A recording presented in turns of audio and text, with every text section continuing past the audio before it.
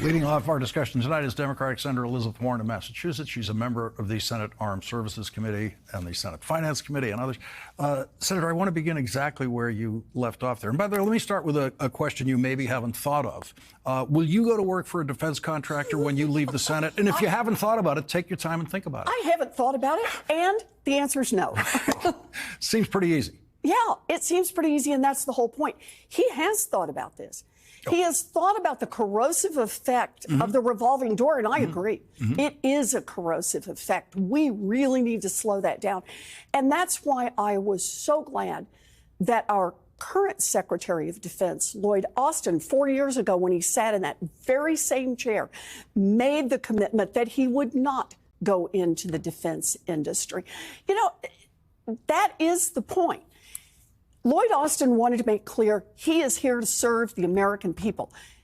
Pete Hegseth makes clear he is here to serve Pete Hegseth. This is entirely about lowering standards, more so than any Senate confirmation hearing I've ever seen. This is a direct request, lower the standards below anything you've ever dreamed of. Right. You know, what's really remarkable about this, we sit on Senate Armed Services, and as you know, we have to vote on everybody who hits levels of general in the military.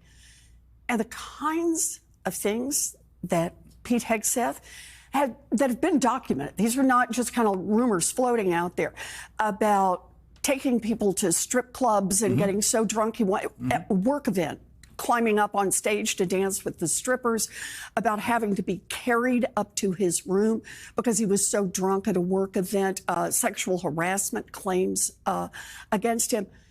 Frankly, that would have stopped the career of anyone in the military from making it to those higher echelons.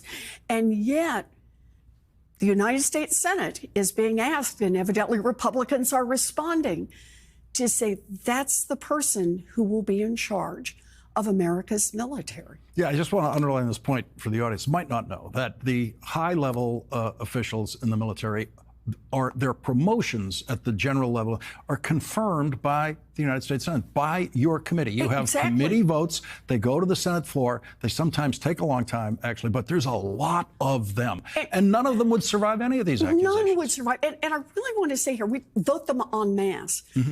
But we really do the investigations, or the staff does the investigation.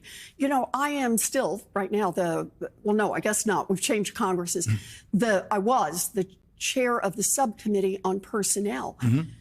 And when there was even a little ink blot on someone's record, any kind of allegation, not reaching anything close to the Pete Hegseth allegations, that was enough that we had to have a meeting, we had to go over the records, we had to talk through what had happened, and nobody went forward unless we had sign off from the chairman of the committee, from the ranking member of the committee, from the chair, a subcommittee, the ranking member of the committee, the chair of the committee, all four on the Senate side, before we could send anyone forward. We looked at it in detail because we understand the importance of this particular job interview.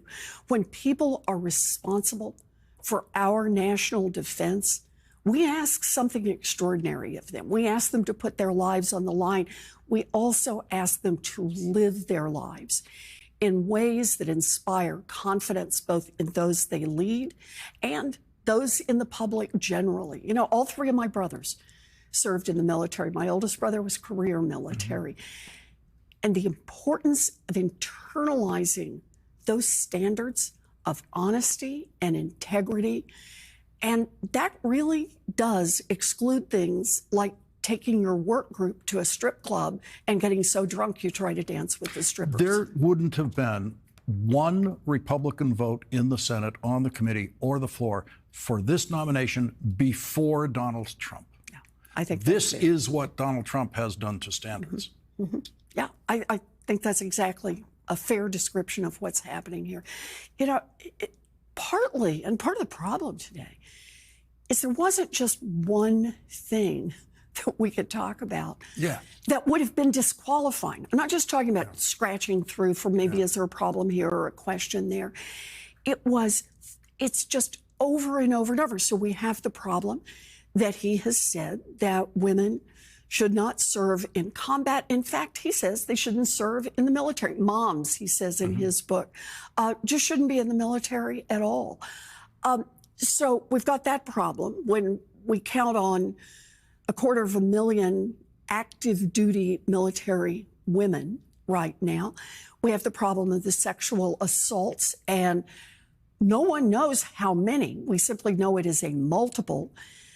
Non-disclosure agreements on allegations that have been hushed up and pushed under the rug. We have the problem of drunk at work events. That's really serious, particularly in the case of a Secretary of Defense who can be called anytime, day or night, and is going to have to make split-second decisions. We need somebody who's going to be sober, and someone who has had 2 previous management experiences. Neither one had more than 50 employees. By the way, Department of Defense is 3.5 million. But in both of those earlier encounters where he's run an organization, he ran both of them into the ground financially and was asked to leave. So any one of those would have been enough to say no. And then, you know, if you watch the rest of it, when you listen to someone like Elissa Slotkin, asked him very reasonable questions about the oath to the Constitution, and if Donald Trump asked you, any president asked the Secretary of Defense to do something that is unlawful, like use military force against a civilian population, would you say no? The right answer here is really clear. You would say no. He couldn't say no. When he was asked about the Geneva Convention by Senator Angus King, he couldn't say that he actually supports America's full participation and support for the Geneva Convention. I mean, so substantively, he would be disqualified, but item by item by item in how he has lived his life. But right now, Donald Trump and the Republicans are pushing him through as fast as they can. They don't want details. They don't want to hear about this. They just want everybody on the Republican side to vote yes and move on. Senator, I can't thank you enough for joining us after this first confirmation hearing in the Senate. There will be more, and you're on other committees. There'll be more there. Thank you very much for joining us. Thank you for having me.